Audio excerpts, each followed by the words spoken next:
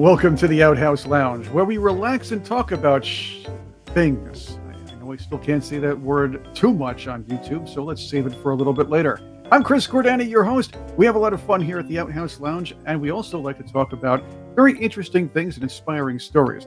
I'm going to have all of that for you here because I have somebody who has an inspiring story, an adventurous life through music, and dedicates her life to helping others. I've also worked recent video projects with her, so I thought I'd invite her to this one.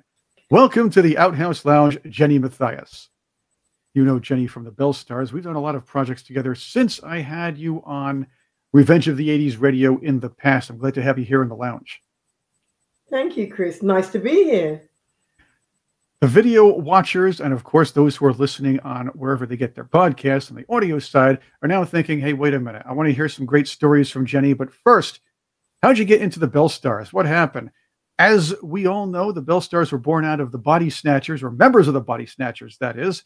And you tried out to sing for them. You brought a very distinct presence to the band.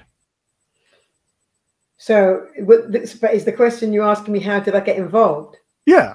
It was like a bit like a fair. Well, you said you like stories, so this is where are we now? We're at the Outhouse Lounge. We can do what we like, honey. Let's be free. Tell some stories. I love telling this story, and I've said it so many times. But it's a fairy story. It's actually, you actually wonder if when you hear stories like this, is there a divine plan in the make, and you can make your own conclusions after I told the story. So I'm hanging out with a girl somewhere near Fulham, and she wants me. And by the way, I had laryngitis that day, and I hardly knew the girl, but we got on. We used to go to the pub. We got on and stuff. And she said, Jennie, she said, I need you to come and give me some support in the studio.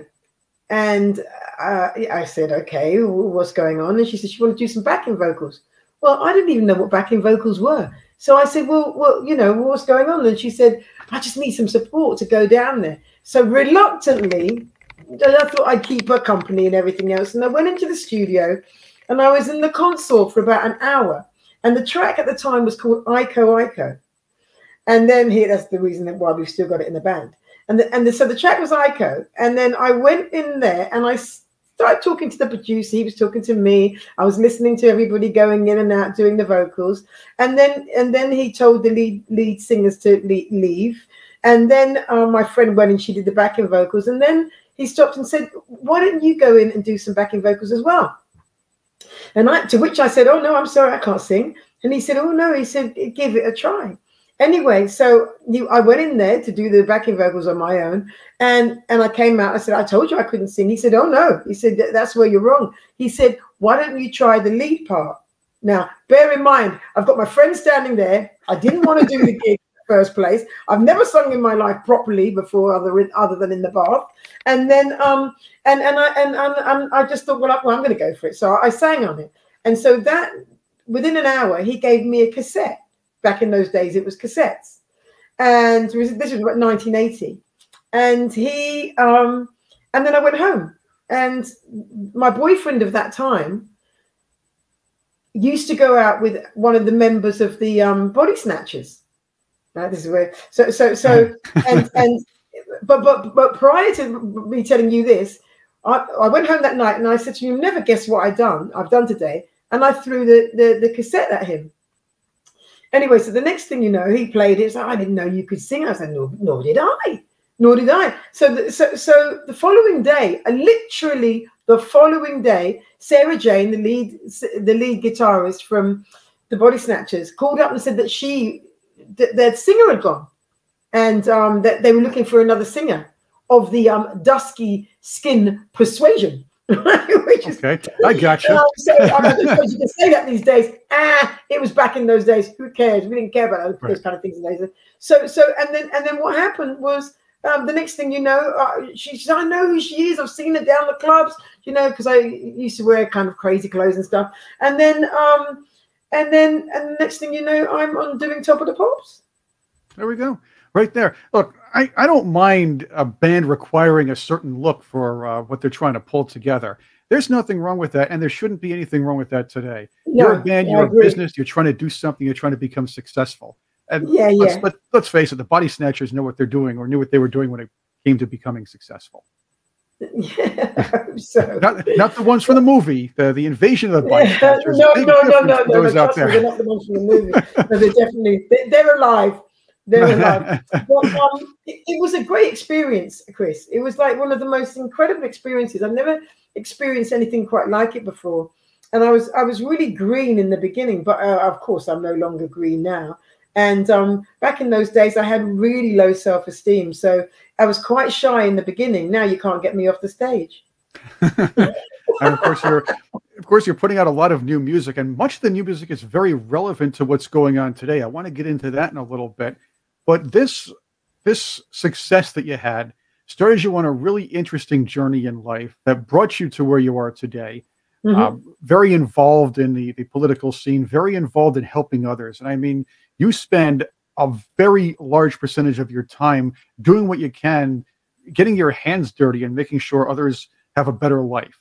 I do want to get into what brought you there, though. And a lot of that had to do with you even needing some help at one point.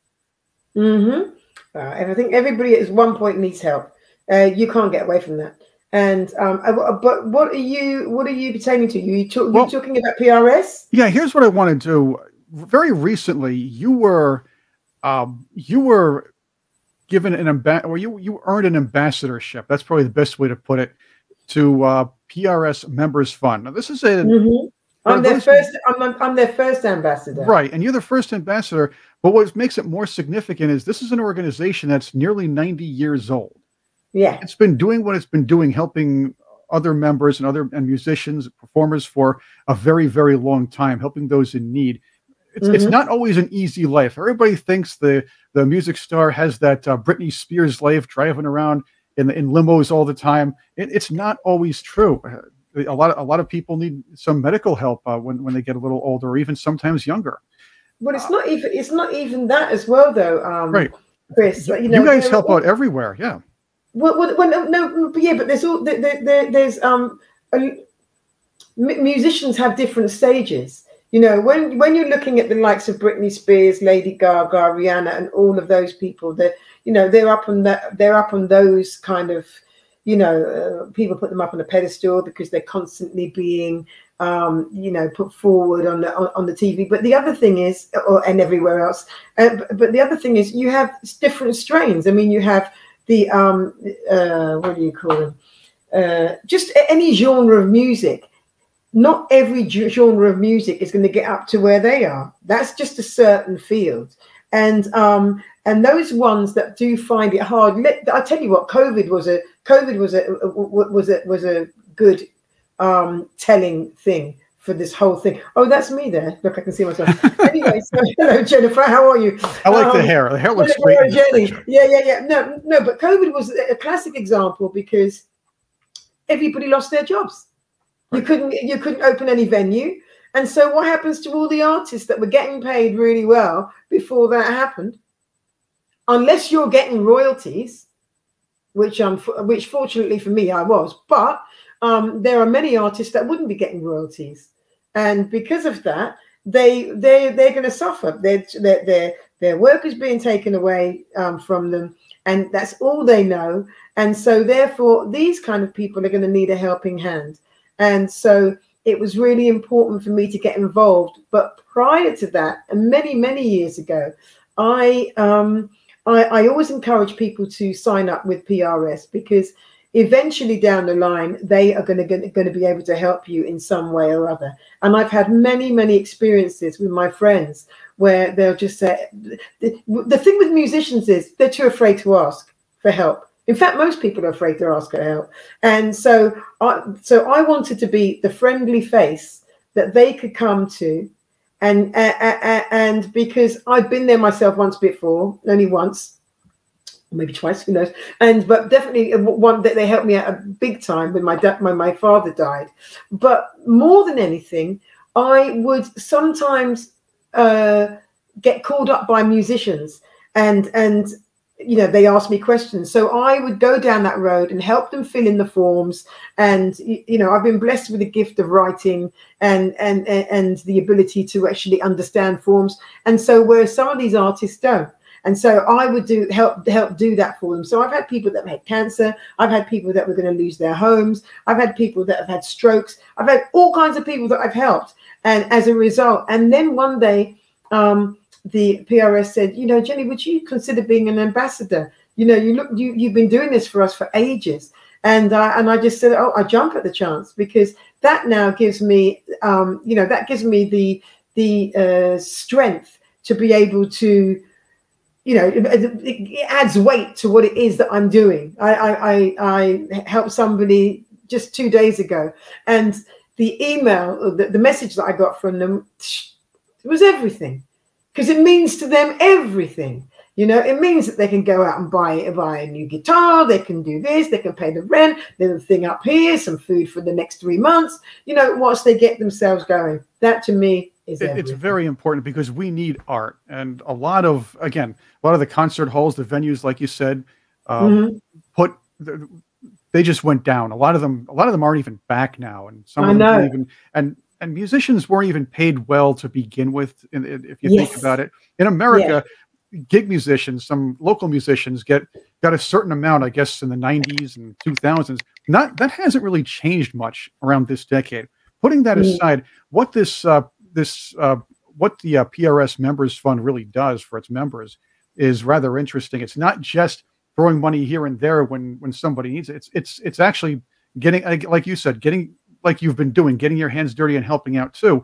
But right now, you're trying to help people through a very, very tough winter. And this is a time where musicians who, again, after a couple of rough years in the business, now things are starting to come together. But again, energy has become way too expensive. Food has become way too expensive. People are in a hole and they can't get out. Yeah. And we're seeing our leaders in America, the Western Europe, digging themselves into an inflationary hole. I know that the war with Russia and Ukraine has something to do with this, but this is absolutely disgusting how people are being left behind. Your organization has really been a big help to them.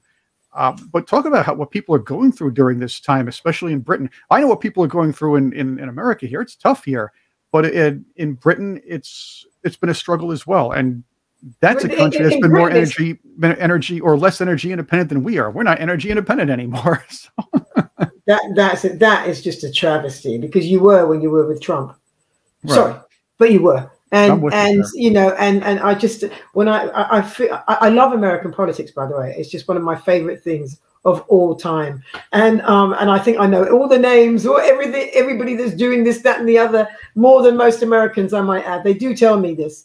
But I could sit here talking to you about this the political side of the food situation, where I honestly believe that it's all been designed and orchestrated. But I won't go down that road, because I don't think it's that kind of program. We can leave that for another day. It's fine, because that's a reason why people are in the situation they're in right now. We have leaders that are turning their backs on their own people. We need people like you and others who are doing these charities. There are a lot here too, but again. I don't know why people, it's easy to virtue signal, but it's very difficult to reach your hand down there and do what you're doing. As an ambassador, what does the ambassador actually do? Because the group's been around, as I said, since the 1930s. Right. So are you talking about PRS now? Because let's start there, as you're an ambassador with them, and then work from there. For three things. Right. So if you're talking about and all three are different. Let's do all three then. Let's do all three, because if you're an ambassador for three places, let's do it. Okay, so for PRS, that is what I told you with trying to help people to recognize that the PRS fund is there for them, and because I'm in the business, it's easier for me to find these people. So I have have the T-shirt. If I want to go to an event, I'll just say to them, look, I need to go to this event so as I can pass your flyers around you, this, that, and the other. I haven't done that yet, but I have done the other stuff, which is I've actually found the people myself and helped them and filled the forms in, and just got in touch and then got them and saw them through the whole process, which, by the way, is very quick. It's very quick. PRS are very good like that. They understand when people are suffering. They don't want to be held on. Some people really don't have anything to eat. This one person I helped, they were struggling. They could only afford to go out once a week. I mean, that's a travesty. And this guy's a wonderful musician. And now, of course, and then what happens with that, Chris, is they get anxiety. And they get an awful lot of other problems. Well, 2 days ago, I got an email or a message, and it was just so heartwarming. You just go, yeah, nice one. No, and there's another one ticked off the box. I'm counting them. I'm counting the people just because I just enjoy doing. Oh, right, that one there, and they're all different. They're all, actually, I'm not really counting them, but I just know that there's quite a few, and I feel really happy to have been part of that team. Well, yeah, that team. You've done a lot of other work over the years too. Here's something. I do want to ask you a question, though, if that's okay. I want to talk about your. Well, okay, let's get to your main one. I'll ask you my question later on, because the main. Let's get to your main one. Well, the main charity that I do the stuff for is Food for All. So right. It's called Food for All, and what we do, it does what it says on the tin. It feeds everybody. And you could be a banker and come to the mobile van and get food. But during the COVID period, and I can talk about this till the cows come home. Again, the COVID period was a great example to show how important it is for everybody to come on board and help. And I'll explain to you what happened. So I know everybody, and I called up my friend who has had a charity shop. And remember, when it was lockdown in the beginning, no one was out, not even the dogs or the animals. You're thinking, wow, where are they going to the toilet? But it was quiet as a mouse. Well, the outhouse, right? They don't have an outhouse over there. No. Well, I called my friend up because we usually feed the homeless, and they come to the van, and we're bored, and he says, Jen, what we going to send? Well, I said, he said, should we create a hub? And I was like, but there's no one in the street. And then I said, I'll tell you what. I said, I'll call my friend up. He's got a charity shop. I said, you can come down, give me 50 meals and see what happens. Right? So he said, yes, let's do it. So we did it. Well, within 1 hour, 50 meals they went. Picked clean. Well, first of all, my friend said, I called him up, his name's Knox, and he said, and he's running the Rock and Roll Rescue Charity. That's another thing altogether. And I said, I need the keys. He said, yeah, you can have the keys, but can I ask what for? I said, we need to feed the people. They're hungry. Are you kidding me? He said, right, I'm coming down to get the keys. Wonderful, man. And he came down and gave us his place for 9 weeks. Well, that was good enough for us to establish ourselves as a hub. And what happened was some people would walk their dogs eventually, but by the end of the week, there were people just coming out and, what are you doing? This is great. Can we help? So, of course, we had untold people wanting to help do the volunteering. Why? Because they were bored. They wanted to get out. They wanted to get outdoors. So I would say to them, I tell you what you can do. I said, if you really want to justify the reason for you walking out that door, you can go into your community and you can find out all the old people and who's not getting fed and everybody else that's kind of, locked up in their homes and they can't move, all this kind of stuff. And then you can go knock on the doors, take a little list, find out what they need, come back, and we'll give you the bags of food. And that's what they did. And so we then had queues. So what went from 50 was 1,000 in the end, 1,000 people being fed, because then they take them to the groups and we do all this. Then in the meantime, our government was flip-flopping. Oh, you can do this, you can't do that. You can do this, you can't do that. Just like Fauci. Anyway, did I say that? Oops, sorry. Anyway, Fauci, you got to do this. Freudian slip happens all the time. In fact, I've got political Tourette's. Anyway, so what happened was, then you get the pubs, because the pubs weren't open and they couldn't open. But what people don't realize is they have all this stock that's going to go out of date. And they're like, well, would you like it? Well, of course we'd like it. Of course we'd like it. Then you get the supermarkets. And then I remember one day, they had a whole pile of police coming towards me. I thought, oh, here we go. And I said, okay, am I in trouble? And they said, no, we've been looking for you. And I said, well, oh, hello.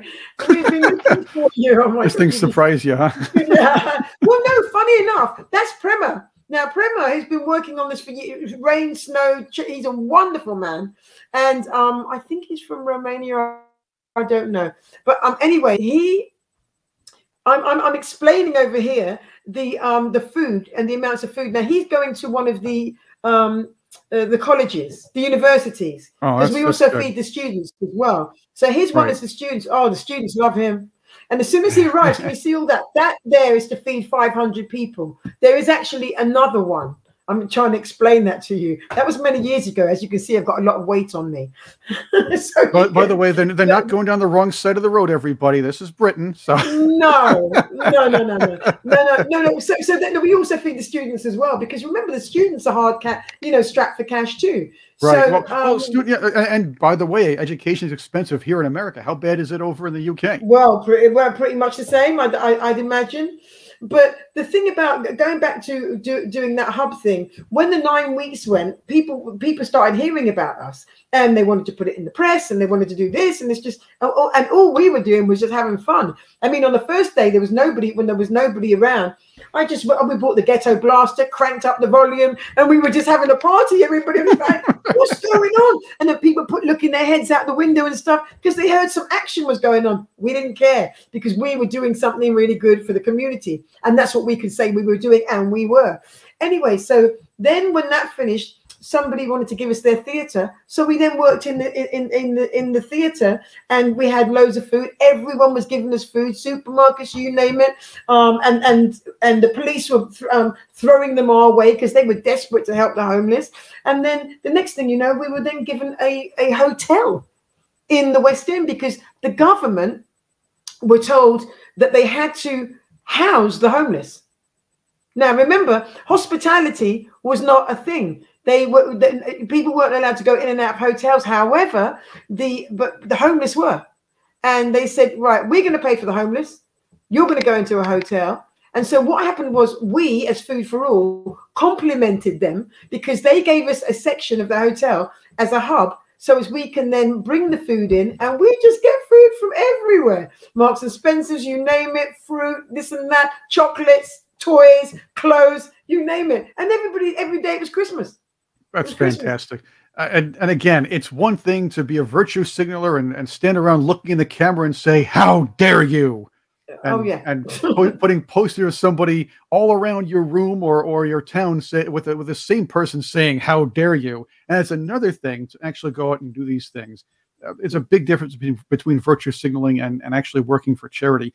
But you see things out there and it's pretty rough. By the way, if you like the conversation, you're enjoying this, please subscribe to our channel, the Outhouse Lounge. We're a new show. Enjoy, and of course, check out Jennie Matthias's YouTube channel as well. Red Treasure. She has not been kicked off YouTube yet. I mean, somebody as nice as you being kicked off Twitter. That's horrible. I got to tell you. They won't have me back on. I don't understand. Yeah, look, we have to tell Elon Musk. I don't even know what I said. I obviously offended them in some way. Oh dear. People, I mean, I guess feeding people is offensive. I don't know. That's just the way some people are. But Jennie, you started, and that's what I want to get into. You started helping others with a job as a youth. I don't remember. I know I have to remember teaching youth or helping youth in like a youth center-ish environment. If I remember correctly from one of our last conversations, I want to see if we can just tell our audience here at the Outhouse Lounge about that and how that kind of turned your life around. You turned other lives around, and then this started you on this particular journey where you're helping people. You're talking about the drug awareness, aren't you? Yes. Yeah, that's what it is. That's it. Yes. Senility. I have to get over my senility. I need some. You're younger than me, Chris. Come on. Wake up, man. Yeah. Not enough coffee. No. That to me was the natural progression from taking drugs to, that justified me being an ex-drug addict. Okay. Of which, by the way, I don't really care who knows. I've got I'm not shy about that kind of thing at all. That's a part of life, especially when you're in the music business, and especially when you've had the life that I had as a child. So so I'd imagine, you know, you go through the life. It's your journey that you go through, and where you're placed and what you see and who you hang out with is, you know, is very much a part of who you are then and what you become afterwards. But then, of course, you then go and start finding yourself, which is what I did. Came off the drugs and realized there was something a little bit more for me. And then again, like it was all designed, all planned. My sister-in-law said to me, Jen, have you seen the drug czar's information, you know, on the website? So I said, well, why would I see that? I'm not in that environment. And she said, let me check it, because she's like a civil servant. Let me send it to you. And what it was the drug czar had of that time had was very interested in people that had been there, done it before, come out the other side, and would you know, and they would pay them to go into schools. And I thought, oh, aye, okay. Okay, I'll give that one a try. So what it did was my whole, because I love a challenge and I love being creative. I love a creative challenge, and so I created a program. As I would write a song, you know, you have the intro, you have the chorus, you have you got the middle eight. But I wrote the whole 2-hour program like I would a song, and I made it really interactive. And it was all relating to, I use art as a form, as a tool to educate them, educate the masses. And the kids loved us. And I brought a few people in, and it was fantastic. It was just so much fun. Yeah. It was brilliant. You know, and it was something that I knew, you know, it was a subject that I knew because, you know, I got discovered actually. So when I did that, you know, when I'd written that, I didn't actually have a project to do, to go out and do. But one day I was doing a cabaret thing with a friend of mine. It was our little cabaret thing that we used to do in the theatre once a month. And he and I used to write poetry, and it was all about drugs because I've been through that myself. Not all about drugs, but half of it was about drugs. And in the audience, unbeknownst to me, was a school teacher. And she, this is what I'm saying about the divine plan. And she came after the show. She was gagging at the bit to speak to me. I could see her in the corner thinking, she's sticking around for a while. She's obviously wanted to say something. And anyway, she came over and she said, we need you. And I said, well, you know, what's going on? And she said, you would be great in our schools. And I just said, well, I don't know if I can do the school thing. And she said, we'll pay you. And I said, okay, what time? Hey, okay, so where do I sign? So I said, so she said, I said, what did you like about the thing? She said, the drug poems. She said, poetry, drug awareness. She said, come in and do the lot. We need you. So I thought, okay, go on, I'll give it a try. So I asked my friend, he came in. I said, you have to pay him too. And we did, and they loved us. And then that's when I set up my own little charity called Esteem. I want to step back on that one, because I will tell you this. This is what I've seen in my experience and working in broadcast journalism for a long time, producing programs. High school kids, especially ones that have been through a bit, know a phony when they see one. They respect and trust somebody who's been through, or at least been around what they've been around and been through. This is so true. This is so true. Because I'll give you the story. Of course, I was a bit nervous and a bit this and that. Bearing in mind, I'd already now done a couple of things with the school, but then I wanted it to go further. I wanted it to progress a bit, and so of course, then you have to pitch what you've done. Now, I've already written the 2-hour project that I thought would be amazing for the teenagers, and I was given. I first of all went to these places. I can't remember the names of them. No, big labels and stuff, but it was really, I wanted to do the stuff for the schools. So all these big corporate organizations wanted to show what they wanted to do. And some of them were talking about cigarettes, some were talking about alcohol, some were talking about weed, and me at the end, well, I was talking about the problems that we were seeing in Camden Town, Kentish Town, King's Cross, all these other places. that were actually crack cocaine. I mean, that was the hardcore stuff, you know. I don't know, none of this like cigarettes and this and that, and heroin and all this kind of stuff. So when they got to me, I was thinking, should I even mention it? So I did. And they said, when do you want to start? And I thought, oh, hello. And I already got the thing. Everything was prepared. And I just thought, yeah, I'm doing this. And it was from there, I went into the schools properly. But what I did remember was, just going back to what you just said a second ago, was the kids, the 14 years, 13 years, miss. So what do you know about drugs? You ever done them before?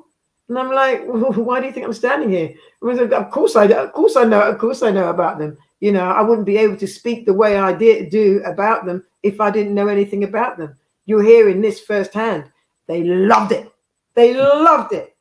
And we got more respect. I mean, I don't want to be disrespectful to the police or anything else, but we did, because they know nothing. They come from an academic level. Right. They're taught things. It has to be experiential. You have to come from an experiential point. Otherwise, they're not going to be interested in just exactly what you just said.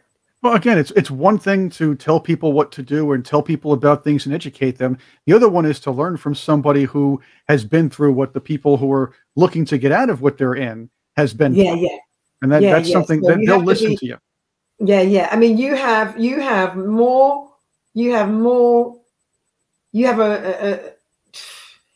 a much larger percentage of getting through to somebody if you've been through that themselves, because you're in tune. You know, I mean, many of the people I remember doing a drug awareness thing for the they were just, I don't know what they call these years, whatever years they're called, but just before they were going to the secondary school. Anyway, this young girl, she's amazing. She did all the role play, lovely, everything else. But when it came to the day, she was all kind of quiet. And then she kind of pulled out, and I was thinking, oh no, this is my star for the show. Yes, we did it. You know, we got all the family involved and everything else. And then, you know, we took her in the corner and we just said to her, is there a reason? I mean, we'd have to go around it. We'd have to get around it. And it transpired that her mother and father were on the drugs that she was talking about, and she didn't want to invite her parents to the play. And so she was becoming a bit more, inward. And then we realized, and so I had to give her another thing to do within the whole of the performance. But you come across this, and it's just you're working with people who actually that know what's going on, because their parents are doing it, or their brothers are doing it, or their uncle, aunt, or goodness knows what. They've got somebody in the family doing it. So that's why they want to know. That's why they also want to know if you know what you're talking about. They don't listen to the police. And today, a lot of the new music you put out today has to do with life in general, helping others, helping people through, again, what you discussed, some people who are down and on their luck or having some problems. Also, you talk about, you sing about relevant things today. One of my favorites was from, I guess it was 10 years ago? Peeping Tom. I knew you were going to say a lot. That's right. I love that one, but it's relevant today. Surveillance is all around, and people have to realize that you can talk to people not only through experience but also through music, and a lot of people will listen to you that way. Yeah. Well, the thing is, I mean, it's just observation, isn't it? What happens, Chris, is many people send me tracks, and when you pass the age of 50, you say yes, no, yes, no, yes, no. I won't write a track. I don't feel. It's not to say that the track is awful or anything like that. I have to feel it in order to be able to write something amazing on it. And so if we take like Peeping Tom, for example, the simplicity of that track, you can write anything over it. It's ska. It's just got a really nice rhythm to it. And it's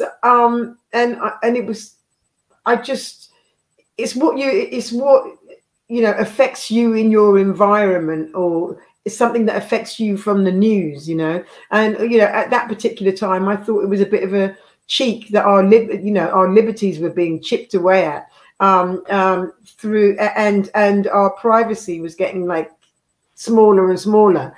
And so I wrote about that. It's about CCTV cameras, and here we are today. And I think that's actually older than 10 years ago. I guess at this point it is, because I remember us talking last year, and it was 10 years old then. Oh, right. Okay. The thing is, Peeping Tom, we can talk about the government and businesses peeking into your life and everything else like that. We've become a world of Peeping Toms. Actually, I'll say read snitches. Read Peeping Tom snitches. Snitch. You can't. What I'm saying, we can walk around anywhere we want. We do one stupid thing, or maybe have an argument in public. All of a sudden, there's like 8 or 9 people with their cell phones out there taking videos of you and waiting to send it to YouTube or somewhere else. This is the new snitch. This is the new. Maybe I'll call it snitching for hits. But these are people who'll take a private conversation, maybe somebody having a little altercation. Hey, and worse yet, instead of helping somebody out, pulling out the old phone. So not only snitching, but voyeuring and trying to get attention by using somebody else's misfortunes. That's kind of annoying. It's one of the more annoying tidbits of things, or one of the annoying societal problems I think we have today. And I don't know if people talk about it enough, because they're too busy laughing at the Karens who are arguing with somebody in a park over a dog. They're too busy laughing at a guy who fell and slipped on the ice without helping him up. It's horrible. It's horrible. And somebody does something a little off kilter. Oh yeah, we're gonna send this to the authorities, or we'll send an edited version of this. Do that, you know? Do you know? I was just this afternoon. I was just like, what, you know, just in the kitchen, and I was just thinking, wow, you know, in the 70s. You know, we didn't have any of this problem. You know, we had, like, you know, you can run up and down. There's none of this health and safety stuff. You kind of use your common sense. You know, that was it. Health and safety was your common sense was health and safety. You know, you fall down the stairs, too bad. Get up. That was the whole point. You fall down the stairs, you get up as a kid. You don't sit there and whine about it and ask for a trophy. All right. It's just crazy. And it's just crazy. And everyone's and the children are in cotton wool now, and you think, oh goodness, and then you don't know what to say. And then, I mean, the other day I had a conversation with someone thinking, goodness me, do I sound like I'm PC? And I was just thinking, why should I even be thinking like that? I just don't want to think like that. I just want to be Jenny, and someone. I said the word half caste, which is the other day, very old school for somebody that's mixed race. And someone said to me, "Oh, you can't say that." And, yeah, okay. Just said, what's wrong with you people?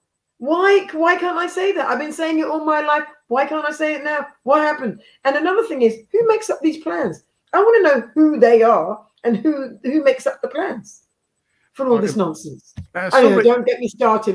Otherwise, it's going to be political again. I'm not worried about it. It's not political to say people are just way too sensitive these days. They can't handle some music from back in the day. I'm reading these blogs from these kids talking about how certain TV characters didn't age well.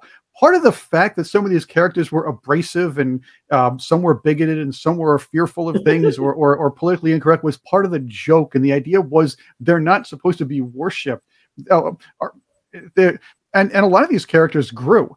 I always go back to Archie Bunker of All in the Family. Kids today wouldn't be able to handle a character like that only because of what they're taught. But if you actually watch the show and understand the guy had a 6th grade education and had to work to help support his family, so he didn't know a lot of things. He didn't have experiences outside of his own neighborhood. He just had to work, try to put food on the table, and didn't understand things about other people. But he grew. He became good friends to the Jeffersons, or at least, obviously George also had his own issues with people too. But the point is he grew. He learned more about people. Heck, he even got a kiss from Sammy Davis Jr., who, by the way, one of the greatest singers of all time. But that's the point. And yes, the guy, the Rob Reiner's character, Michael Stivic, he was a meathead. All right. But he grew too. yeah. But I had a friend of mine today. He sent me something, and he's got a point. You know, who's that guy who played the devil in the old? By the way, this is not a film. This is recent. I'm talking about the Sam Smith, him, right? So he played the devil at the Oscars, and that's another thing. Well, I won't even go down that road. Oh yeah, there's a lot of speculation. Right. He was doing an interview the other day, and he couldn't say the word fisherman. Okay. He had to say fisher them. And I Really? just thought, why? Hold on a minute. So, and my friend had this list of all these things that have got men in it. And then he also mentioned, what are they going to do? Are they going to stop songs like "It's a Man's World"? It's a man. What are they going to say? It's a them world. And what are they going to say? I'm every woman. What are you going to say now? I'm every them. What the hell is going on?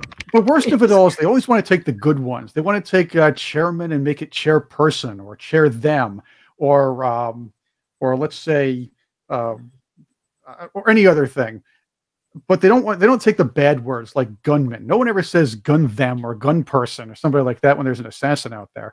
So it's very selective. This political correctness or equity stuff is very selective if you think about it.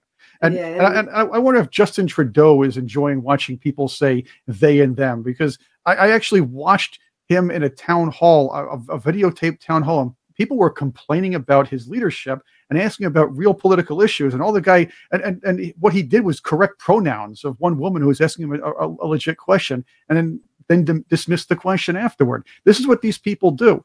Nonsensical.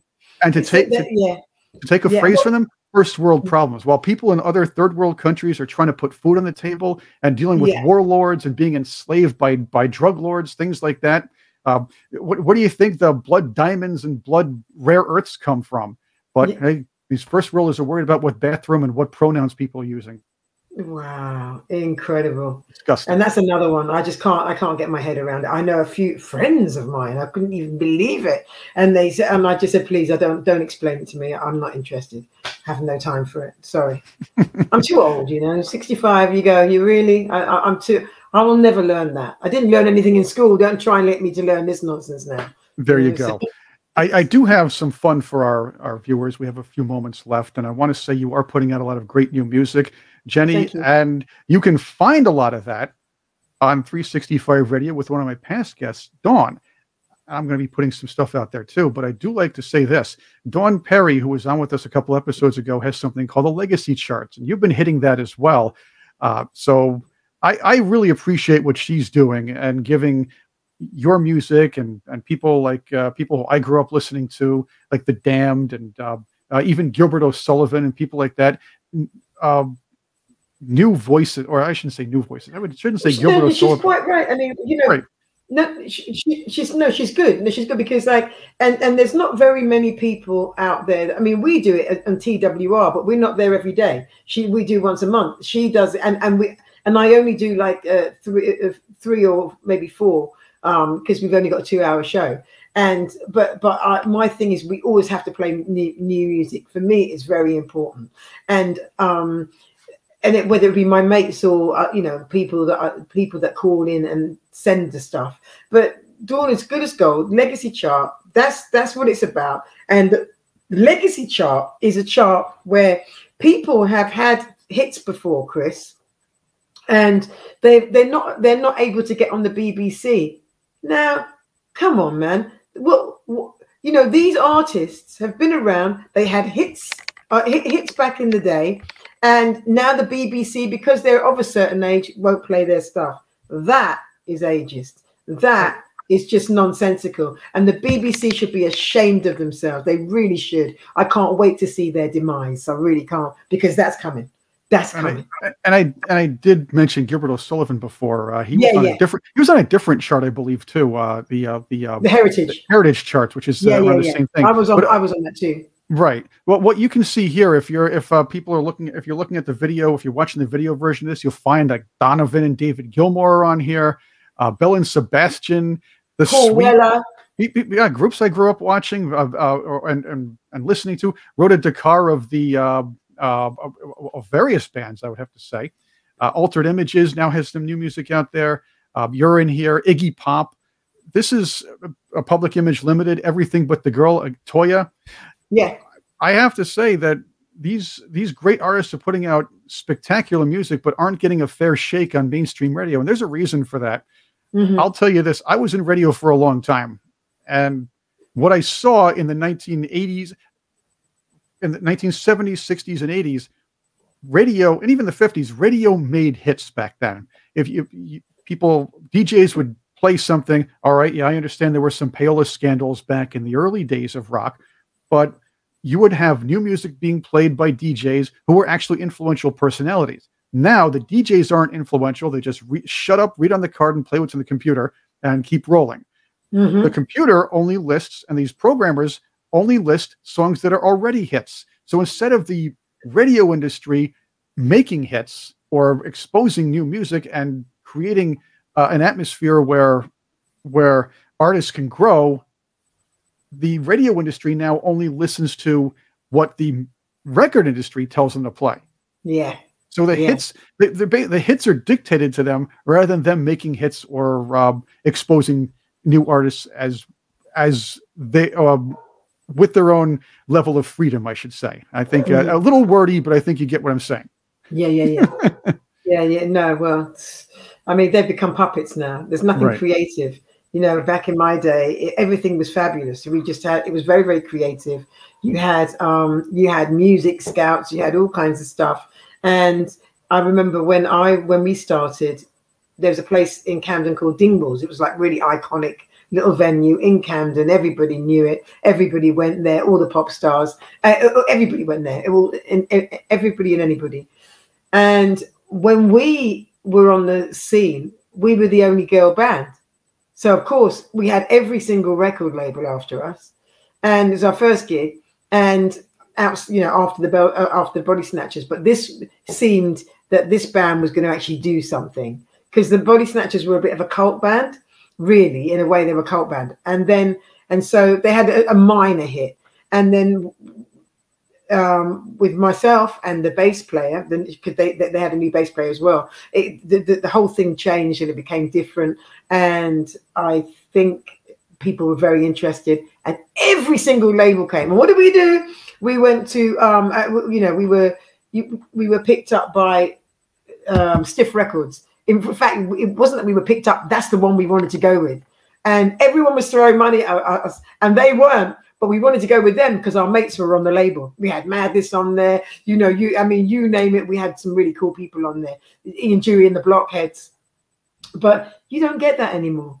You don't get that excitement, that buzz, that kind of energy. You know, it's all covert, and what can you do for the record label, and all this kind of stuff. And if you can't, then you're out. And it's just and an awful lot of people that are really talented, really should be, where all these other people that you see are not. And maybe they have to do something. Maybe to have to kind of sacrifice something in order to, like their soul. Like their soul to get over compressed, over. But you know what, Chris? But you know what? I think I was talking about this the other day. I think there's going to be an underground movement again, and that is where we reclaim back our music and just put the middle finger up to these people and say, like, you keep your Lady Gaga's. No, I mean, there's nothing wrong with Lady Gaga, but it's just actually she's quite talented outside of the outside of the packaging. The same nonsense. And it's auto-tuning, and it's nothing real, and it's the melodies. I mean, come on, man. It's just the same old nonsense. And so, and everybody on that pedestal, well, you stay there. If you want to sit there, and then on top of that, they've all got to act like demons. It's like, mate, you know what? It's overdone. It's on overkill. The next time I see a 6/6 symbol, I'll flip and throw up. I don't want to see that nonsense, because that's what they're doing as well. It's boring now. Yeah, it was funny when the metalheads did it back in the 70s, but it's boring. Well, come on, come on. It's like, it's played. What are we now? The year when? And so, and that isn't what music's about. That isn't what. I mean, if you saw Rihanna at the at the Globes, whatever it was just called recently, disgusting. It's just, that is not music. That is not art. That's bullshit, as far as I'm concerned. You can cut that out if you like, but it's in there. I can keep it in there. Look, keep it. It's an honest assessment. It's bullshit. This, now let's go back to Dawn Parry as an example of somebody wanting to open the doors for all the new music coming in. Well done, her. Well done, her. She gets up every single morning, and she does that show. And on top of that, she's got a nice little thing that goes on in Camden, where she's like, I think maybe once a month or something. She does things, she provides a platform for the artists to be able to come out and play and all this kind of stuff, and have people come to see them, like producers and stuff, like they used to in the old days, where, you know, the thing that I just told you about Dingles. So we can have, we're going to reclaim that back, because people are bored, they're fed up, and they're fed up with the stuff that they hear on the airwaves. Well, there are a lot of really good bands out there, and I know with Revenge of the 80s, I did a little bit of what Dawn did. I played some of the Neo music. I also know that Little Steven has a channel called Little Steven's Underground Garage on the Sirius XM satellite network, which does help these garage bands and these bands that don't get a lot of airplay. There's some great ones out there. I'll shout out to Stupidity. There's a band in Norway that's a lot like, I guess they're like 10-pole tutor Norway. They had a whole album of 10-pole tutor music, and had Edward Tudor Pole sing on the album with them at one point. It was really great. And Edward's putting out some great music too, or he was putting out some great music over the last 10 years too. So listening to somebody like Dawn and others who are putting out some of this stuff, and even if it's not the artists of our era, but some newer artists that have something unique and hard to kind of get out there, it's nice to have some of these venues out there. But we do need a revolution, and we do need a lot more. The problem is the radio industry is afraid of losing an ear, losing ratings, and they figure, hey, you know what?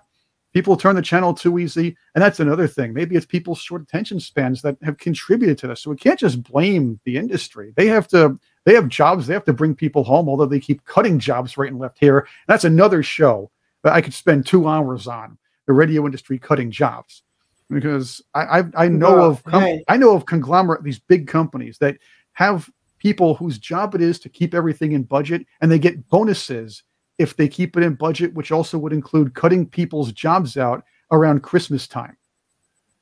It's horrible. It's a horrible industry if you really look into it. That's cutthroat, that. Yeah, it's cut fingers, cut throat, cut fingers, and cut nose. That's basically all it is. Yes. No, you know, if you're in the music business these days, you've really got to come into your own and know your stuff and do something different. I mean, all the artists that I know, they actually write their own stuff. They record it in some way or other, because you can with the equipment that you've got today, and they put it out themselves. They just put it out themselves. And you had to do that in lockdown, when you know, musicians didn't stop being creative because of lockdown. In fact, they became more creative. Oh, I know a few that actually took advantage of it, and they started doing more.